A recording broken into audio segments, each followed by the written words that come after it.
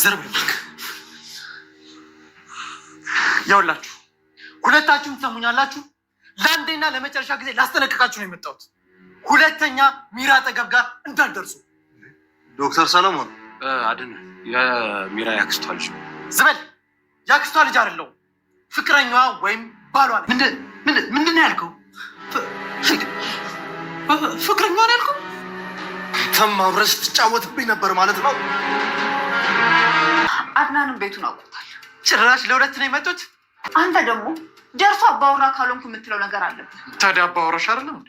ነክ እኔ አይደለም አላልኩም፣ ግን ደግሞ ረጋ ማለት አለብህ። እኔ እኮ አንድ ቤት ውስጥ ሁለት ወንድማማቾችን ሳጃጅል የነበርኩት በብልጠት በብልሃት። ዶክተር ሰለሞንን በስተመጨረሻ ሚራ ሚስቴና ወይም ደግሞ ፍቅረኛ ናት፣ ስለዚህ ማናችሁም ከአጠገቧ እንድትደርሱ አልፈልግም በማለት እንግዲህ እያፋጠጠባቸው ይገኛል። በሌላ በኩል አድናን እጅጉን ያላሰበውና ያልጠበቀው ነገር ነበረ የገጠመው። ታዲያ ሚራን እስከዛሬ ያለማወቁና እንዲሁም ደግሞ ሚራ በዚህ ደረጃ መራመዷ እጅጉን ከአእምሮ በላይ ሆኖበታል። ሮቤልንም አስደብድበዋለች በሰለሞን ማለት ነው። ታዲያ ሰለሞን ከዚህ በኋላ ማናቸውም ከሚራ አጠገብ የሚደርሱ ከሆነ ለህይወታቸው ከባድ ችግርን ሊመጣባቸው እንደሚችልና እንዲሁም ደግሞ ሰለሞን ማን እንደሆነ በጭራሽ ልታውቁት አትችሉም፣ ስለዚህ ራሴን በሚገባ አስተዋውቃችኋለሁ በማለት ከባድ ችግር እየፈጠረ ይገኛል። በሌላ በኩል ልኋና እጅጉን በጣም ፈርታለች። ምክንያቱም አድናን ከእንደዚህ አይነት ሰዎች ጋር ግብ እንዲገጥም በፍጹም አልፈለገችም። ገንዘቡን ከሆነ ገንዘቡን ይዘው ጥርግ ይበሉ፣ ግን ደግሞ ከአንተ ህይወት የሚበልጥ ምንም ነገር የለም እያለች ትገኛለች። ምክንያቱም ሰለሞን ተብዬው እንግዲህ ከሚራና እንዲሁም ደግሞ ከሮቤል የበለጠ ጨካኝና አውሬ ሰው እንደሆነ እንግዲህ ተረድተዋል ማለት ነው። ሚራን በበኩሏ እነሱ ጋር ሄዶ ሌላ ችግርና ሌላ ነገር እንዲፈጠር በፍጹም አልፈለገችም። ነገር ግን ሮቤል በሩን ሰብሮ እንደገባ ስለነገረችው በዚህ ልክ ተደፍሬያለሁ ማለት ነው፣ በጭራሽ እኔን ሊያውቁኝ አልቻሉም፣ ራሴን ላስተዋውቃቸው ይገባል፣ ሮቤልንም ቅጥቅጥ አድርጌው ነበረ፣ የሚገባውን ዋጋ ልሰጠው አልቻልኩም እያለ ይገኛል። ሚራን በበኩሏ አሁን ላይ ሮቤል ገንዘቡን ስለሚፈልግ እስከ ሞት ጠብታ ድረስ ገንዘቡን ለመፈለግ የማያደርገው ነገር የለም። ሮቤል በጣም ፈሪና ቦቅቧቃ ቢሆንም ግን ደግሞ ለገንዘብ ሲል ምንም ነገር ያደርጋል። ስለዚህ የከፋ ነገር እንድታደርግና ከነሱ ጋር እንደ ዱርዬ እንድትደባደብ አልፈልግም እያለችው ትገኛለች። ነገር ግን እሱ በፍጹም ሊሰማት ፈቃደኛ አይደለም። ይልቁንም ሌላ ችግር እየፈጠረ ነው የሚገኘው ማለት ነው። ታዲያ በዚህ ጉዳይ ላይ ምን ተፈጠረ፣ ምን ሊፈጠር ይችላል የሚለውን ነገር የምናወራ ይሆናል። ሰላም ጤና ይስጥልኝ ውድና የተከበራችሁ የቻናሌ ቤተሰቦች፣ ተወዳጁን ድራማ ልኋና ቀጣይ ክፍል ወደ እናንተ ይዤላችሁ መጥቻለሁ። በዚህ ክፍል ላይ ብዙ ነገሮች ተፈጥረዋል። ቀጣይስ ምን ሊፈጠር ይችላል የሚለውን ነገር የምናወራ ይሆናል። ታዲያ ተወዳጆች ቪዲዮውን ስትጀምሩ ላይክ እንድታረጉና እስከ ቪዲዮ ፍጻሜ አብራችሁ እንድትቆዩ በአክብሮት እየጋበዝኳችሁ። ሮቤልን በስተመጨረሻ ለአድናን እውነቱን ነግሮት ነበረ። ሚራ በወዷ እንግዲህ ልጅ ምናምን የሚባል ነገር እንደሌለና አሁን ላይ ገንዘቡን ይዛ ከሀገር ልትወጣ እንደሆነ፣ ሲቀጥል ደግሞ የሳራን ጥያቄ ላለመመለስ ነው የሸሸሹ። ስለዚህ መፍጠን አለብን፣ አሁን ምንም አይነት ጊዜ የለንም፣ ከአንተ ጋር ተባብረን ገንዘቡን ልናስመልሳት ይገባል፣ ካልሆነ ግን አንተ ባዶህን ትቀራለህ በማለት እንግዲህ ለአድናን እየነገረው ነበረ። አድናንም አንተ ማን ስለሆንክ ነው ዛሬ ላይ ተነስተ ለእኔ የምታስበና የምትቆረቆርልኝ? አንተ ይሄኛው ደግሞ ሌላኛው ድራማችሁ እንደሆነ በደንብ አውቃለሁ። ስለዚህ አንተ የምትለኝን ነገር በፍጹም አላደርግም፣ አላምንህም ነበረ ሲለው ነበር። በእርግጥም አድናን ሮቤልን ተነስቶ ማመን አይችልም። ምክንያቱም አስመሳይና ውሸታም ህይወቱ ሙሉ በድራማ የተሞላ ሰው ዛሬ ድንገት ተነስቶ እውነትና ሀቅ ኖሮት እንኳን ቢያወራ ተሰሚነት የለውም። ልክ እንደ ሮቤል ነው መሆን የሚችለው ማለት ነው። ታዲያ ሚራም እጅጉን የማያውቋትና ከዚህ በፊት የምትታወቀው ሚራ አልሆነችም። አውሬና እንዲሁም ደግሞ ጭካኔዋ ብሶባት ነው የመጣችው። ታዲያ ምን ብሏታል ሮቤል? ይኸውልሽ ሚራ ገንዘቡን እንድታካፊ ይፈልጋለሁ፣ ገንዘቡን እንድትሰጭኝ ይፈልጋለሁ። ደግሞ እኮ እኔ ሮቤል ላይ እንዴት ነው እኔ ልትገዢ የምትችይው? ማለት እንደዛ ስትንሰፈሰፊልኝና በፍቅር ስትከንፊልኝ እንዳልነበረ እንዴት ነው አሁን ላይ ተነስተሽ እኔ ሮቤል ማነ ምንድነ ብለሽ ልትጠይቅኝ የምትችይው? በማለት እንግዲህ ሲነግራት እሷ ግን በፍጹም እንደማታውቀውና ሁለተኛም ልታየው እንደማትፈልግ ጭምር ነበረ እንግዲህ አስረግጣ ስትነግረው የነበረ። ታዲያ ሰለሞንም አስጠንቅቆት ነበረ ሮቤል ሁለተኛ ከሚራ አጠገብ እንድደርስ አልፈልግም፣ ይሄው የመጨረሻ ጥንቃቄ እንድታደርግ እየነገርኩ ነው ብሎ አስጠንቅቆት ስለነበረ ሮቤልን በሰዓቱ ፈርቶ ስለነበር ወጦ ነበረ የሄደው። ነገር ግን ሮቤል በገንዘቡ ጉዳይ አይደራደርም፣ ተስፋ መቁረጥም አልፈለገም። ታዲያ ምንድን ያደረገው ቤታቸው እስኪገቡ በመከታተል ቤታቸውን አይቶ ስለነበረ ወደ እነ ሚራ ቤት ገብቶ ገንዘቡን ለመዝረፍ ፈልጎ ነበር። ግን ደግሞ ቤት ውስጥ ሲሄድ ምንም አይነት ገንዘብ የለም ማለት ነው። ምክንያቱም ገንዘቡ ያለው ከሰለሞን እንጂ ከሚራ እጅ አልነበረም። እንግዲህ ከዛ በፊት ሚራ ምን ብለው ነበረ ለሮቤል? ገንዘቡን ከማምነው ሰው አስቀምጨዋለሁ፣ በጣም ወንድ የሆነ ጀግና አንበሳ ከሆነ ሰው ጋር እኔ ከአንተም ጋር ወይም ደግሞ ከአድናን ጋር ምንም አይነት ጉዳይ የለኝም። ከእናንተ የሚበልጥና የምወደው የማፈቅረውን ሰው አግኝቻለሁ፣ ከእሱ ጋር ሆኜ አለሜን መቀጨት ፈልጋለሁ ብላ በተደጋጋሚ ነግረው ነበረ። ግን ደግሞ በሮቤል ጉዳይ ምንም መሆን ስለምትችል ሚራ ሮቤል በሱ ማንንም ትቀይራለች ብሎ በፍጹም አልጠብቆም አስቦም አያውቅም ነበረ። ለዛ ነው እንግዲህ ስትክደው የጨለለው ሮቤል በዛ ጉዳይ ነው። ታዲያ አድናንን ለማንቃት ቢሞክርም ነገር ግን አድናን አሻፈረኝ ብሎ ነበረ። ታዲያ አድናንም እንግዲህ ሮቤል በነገረው ቤታቸውን በነገረው ምልክት በመሄድ ሚራን አግኝቷት ነበረ። ባገኛት ሰዓትም ሚራ አንቺ ውሻ ገንዘቤን አምጪ ብሎ ሲይዛትም እሷ ግን በፍጹም ገንዘብ የሚባል ነገር እንደማታውቅና ገንዘቡን ከፈለገ ደግሞ ወንድሙን መጠየቅ እንዳለበትና ሁለተኛ ልታገኛቸው እንደማትፈልግ እነሱም ደግሞ እንዲከታተሏት እንዲያቆሙ እያስጠነቀቀችው ትገኛለች። ታዲያ አድናን በጣም ነው የገረመው። ምክንያቱም እኔ ማቃት ሚራ ነሽ፣ ቆይ ግን አንቺ ምን አይነት ሰይጣን ነው ውስጥ ሽዋትሽው? እንዴት ነው በዚህ ደረጃ የተቀየርሽው? ቆይ ምን ተማምነሽ ነው ብሏት ነበረ። በጣም ፍንጥ እያለች ነበረ። እንግዲህ ሚራ እንደምናውቀው ዶክተሩ በጣም ወንድና እንዲሁም ነገረኛ ነገር ነው። ስለዚህ ያን ነገረኛ ስለሆነ በዚህ ነገሩ ነው የተማመነችበት። ማለት እንግዲህ ትምክትና እንዲሁም ደግሞ ጉራ፣ ጉልበት፣ ኃይል፣ ጉልበት መመኪያ ሆኖ አያውቅም። ግን ደግሞ ሚራው ላይ እየተመካሽ ያለሽው ምንድን ነው? ያ ነገረኛና ጉልበታም ስለሆነ ብቻ እሱ ወንድ ነው፣ ቆፍጣና ነው። ልክ እንደ አድናን አይደለም፣ እንደ አድናን ልፍስፍስ አይነት ወንድ አይደለም፣ ወንድ ነው።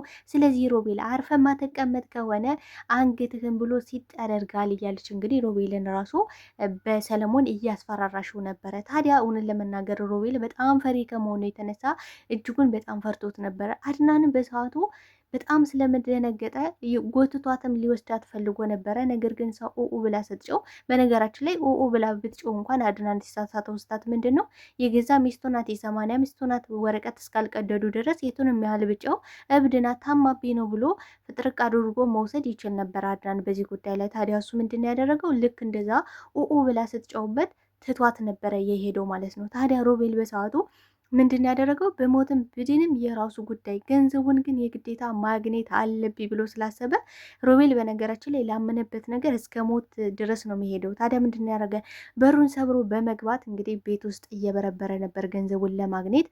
ነገር ግን ምንም አይነት ገንዘብ አልነበረም ማለት ነው። በጣም የሚያሳዝነው ነገር ታዲያ ልኋናም አሁን ላይ በጣም እየተጨነቀች ነው የምትገኘው። ምክንያቱም ሮቤልና ሚራ አሁን ላይ ምን አይነት ድራማ እየሰሩ እንደሆነ እጅጉን በጣም ተጨንቀዋል። ታዲያ ምን ብሏት ነበረ ለልኋና?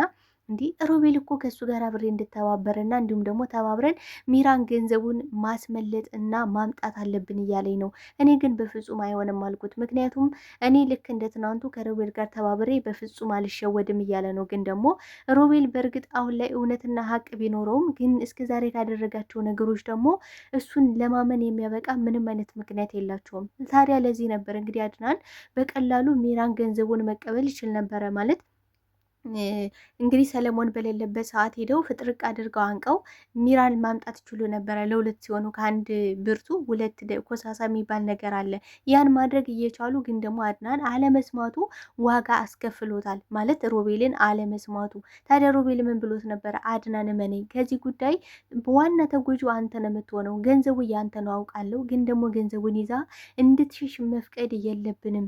አሁን ቶሎ ካልፈጠነን እሷ ደግሞ ከሀገር ትወጣለች እያለ እንግዲህ የሮቤል ሚራ የሴንሲቲቭ ልቧ ምን እንደሆነና ሚራ ምን እንደምትፈልግ ጥንቅቅ አድርጎ የሚያውቀው ሮቤል ነው። ከዛ ቤት ከወጣች ጀምሮ ልታደርግ የምትችለው እያንዳንዱ ነገር ከሀገር መውጣት እንደሆነ ዋና ታርጌቷና ህልሟ ሮቤል በደንብ ስለሚያውቅ መቸኮል አለብን፣ ምንም ጊዜ የለንም፣ ቶሎ በል እያለው፣ ግን ደግሞ አድናን አሁንም ድረስ ተኝቷል። የሚያሳዝነው ነገር ምንድን ያለ እኔ በአንተ መንገድ በፍጹም መሄድ አልፈልግም፣ መሄድም ካለብኝ በራሴ መንገድ ሚራን አገኛታለሁ፣ ጠይቃታለሁ እያለ ነበረ። ታዲያ ምንድን ያደረገችው ሚራ እንግዲህ አድናን ሲያገኛት እኔ ይህን አድራሻዬን መቀየር አለብኝ፣ አሁን ላይ ብን ብዬ እነሱ ከማያገኙኝ ቦታ ከሀገር እስክንወጣ ድረስ መቀየር አለብን ብላ ነው እንግዲህ ወሰና የነበረ። ነገር ግን ምንድን ያደረገው ሰለሞን ተብዬው ኃይልና በጉልበት በትምክህት ነው የሚያምነው። ታዲያ ይህን ስላደረገ ምንድን ያለ ሮቤልን ከዛ በፊት ደብድቦት ነበረ። ሁለተኛ ካየውህ የመጨረሻ ሞትህ አንጀት ጉበትህን አወጣዋለሁ በማለት ቅጥቅጥ አድርጎ ደብድቦት ነበረ። ሮቤልን በሰዓቱ ወይኔ ሚራ እንደዚህ ያስደበደብሽ ሚራ፣ ቆይ አንቄ እገልሻለሁ፣ በእውነት እገልሻለሁ፣ መቼም ቢሆን አለምርሽም ብሏት ነበረ። ታዲያ ምንድን ያደረገው ሮቤል እሱ ከደበደበው በኋላ ቤት ውስጥ ገብቶ ነበረ እንዳልኳችሁ ገንዘቡን ለማግኘት። ታዲያ ሚራንም አግኝቷ ስለነበር አንገቷን ሲጥ በማድረግ እኔ ማን ነኝ?